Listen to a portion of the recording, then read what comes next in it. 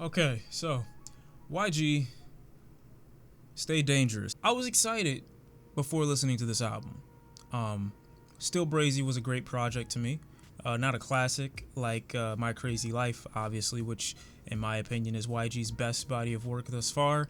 It had a lot of, I guess, things that were native to YG specifically, like the way he describes himself, his come up. An album to me that described YG in a really authentic, really raw way that I don't feel was described on any of his, I guess, features or any of his singles thus far, even on his recent project, Still Brazy, which was a great project.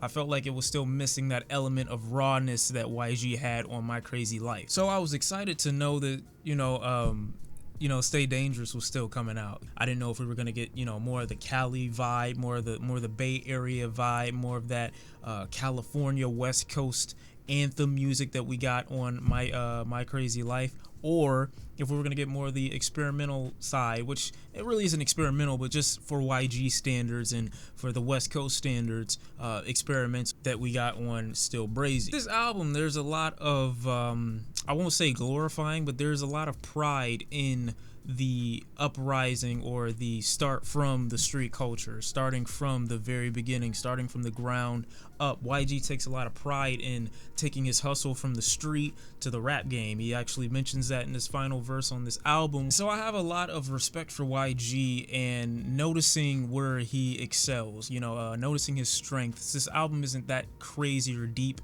in concept. There is a bit of a theme where there's a vocal performance that happens that shows up on a few tracks where I don't really know if this is YG from the future speaking to maybe his maybe the younger demographic, or I don't know if this voice is YG himself, because in the beginning we have this kind of like this sermon like song that's meant to tell people that are listening, do all these things and keep your respect in the street. This is our religion in the street versus the religion that you might get in church. I really like the way this album opens up. 10 times harder, 10 times more important to stay true to yourself if that's what you really are. YG opens it up by saying, first off, fuck the police, fuck Trump, fuck all these things that so many people are trying to play politics to.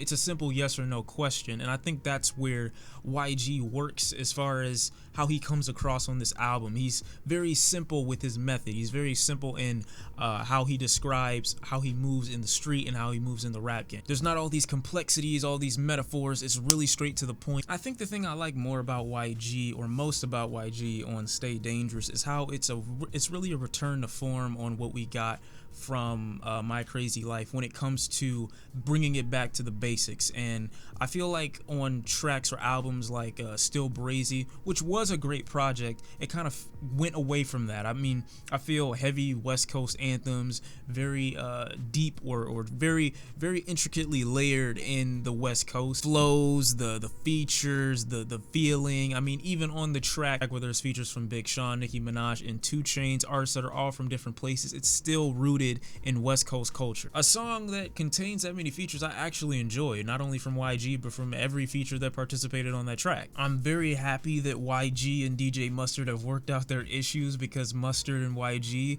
you can't go wrong with that combo. There are a lot of artists that have a good relationship with their producer. I'm glad YG went back and stayed connected to DJ Mustard. I mean, just like Screw is a big notable figure, or was a big notable figure for Houston, DJ Mustard is that for the West Coast. I don't think a lot of people give Still Brazy its credit. I mean, I'm not really saying Still Brazy was an album that was a mistake or anything like that, but I am saying that he had to kind of go outside of his normal spectrum to find producers that were willing to participate in an album where YG was trying to be a little bit more expressive or evolve from My Crazy Life, because DJ Mustard wasn't involved on that project. Kind of like he didn't have a choice but to change his sound on that project. YG just comes across very vulnerable on this album, especially on the final track, and including an interlude or a cut where he has a voicemail coming from one of his homies in prison. A lot of people will probably take this album as YG trying to yet again glorify the street lifestyle that he's always toted in his music, but here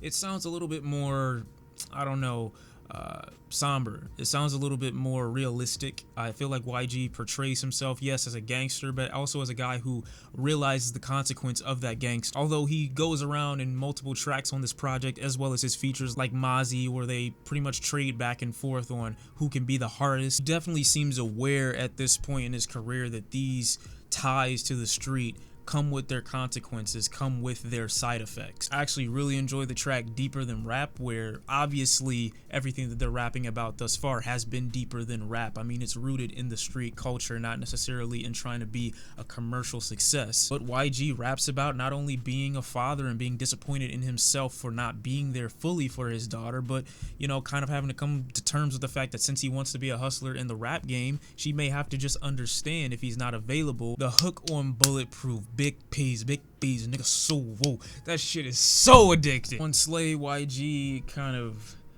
I guess you could say this is his serenation track to women, but the street version of it, kind of describing to a woman like why he would be so desirable and how he goes on to slay the pussy. I don't know if every woman's gonna appreciate the beauty in this track. While I do like the format of YG on Still Dangerous or Stay Dangerous, I feel like it falls prey to the title itself, staying rooted in the same idea for too long. I mean, I get that a lot of these tracks are meant for the West Coast, and I feel like the sound of them specifically has not strayed away from what YG came into the game with, and I love that, accompanied by the production from DJ Mustard. This thing slapped, but there are just far too many tracks, in my opinion, on this project that just don't do anything for the listening experience. I mean, Handgun with A$AP Rocky is a cool track, but it's only okay because of A$AP Rocky. He brings a bit of a melody to the track other than YG's really dead delivery. Does anybody remember Can't Get in Canada? Does anyone remember that track? I actually really like the concept behind 666, all these things around YG being a detriment to himself, his health,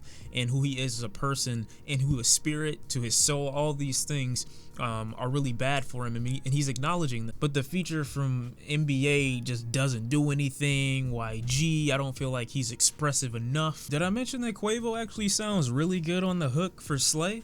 Because that's a thing. 10 Times is cool, BuIIetproof is cool, and then we get a slew of tracks that don't do anything as far as the listening experience, okay? Of course, these tracks add to the concept of being in the street life and being aware of the consequences of that decision to remain in the street. Also, just hinting at the idea that, you know, you should just remain dangerous. There's no safe option in this shit. However, most of these songs don't do anything as far as enjoyability when listening to music itself. And YG, in my opinion, doesn't go out of his way artistically to make that a direct possibility or make it a thing. You get the Big Bang with 2 Chainz and Nicki and Big Shawn, who all give, like I said, great verses. And this track not only feels like it's rooted in West Coast culture, even though it comes from MCs from New York, Detroit, but it feels like YG actually puts forth a ton of effort to make an enjoyable song with a catchy hook with a great beat in the background. I mean, he legitimately takes advantage of the beat in the background by adjusting his flow in such a way that the minute you're not hearing the beat, you're hearing his voice. When you're not hearing his voice, you're hearing the beat. All in all, I like the idea of Stay Dangerous, and I think the closing track is beautiful. I mean, YG reflecting on everything that's been happening recently in his career, even giving almost seems like an open letter back to his homie in prison on the track before it. He even references the time he got shot back in 2015, 3 times actually. The bass drops on this song are incredible. YG's voice has such a major presence, and I think that's, you know, could be attributed to the fact that there's so much open space for YG to just rap on this song. But majority of the other songs on here, even with a feature, I feel just take too long to either get started or make their point. And if the point is made, it's not that different from the track before. Take a song like Too Brazy and take a song like Too Cocky. I mean, are the song ideas here that much different that they need to be separated across the track list? Put simply, the songs on here in between the tracks that I really do enjoy feel like distractions from the overall enjoyability of the album. Almost as if the track listing were shortened, that you might have a better overall project. Although I personally love YG for everything that he's been able to deliver and everything that he's done for not only West Coast rap and hip hop, but gangster rap, I just don't feel like it was that strong in this album. And I feel like YG is a good example of what happens when an artist who has a breakout record that's so enjoyable gets a little bit comfortable. I feel like he returned to that format on this project, not only because he had DJ Mustard as a producer, but because he knows that that album worked, but didn't really go out of his way artistically to kind of make this a far superior album than any of his predecessors. I enjoyed it, but not that much.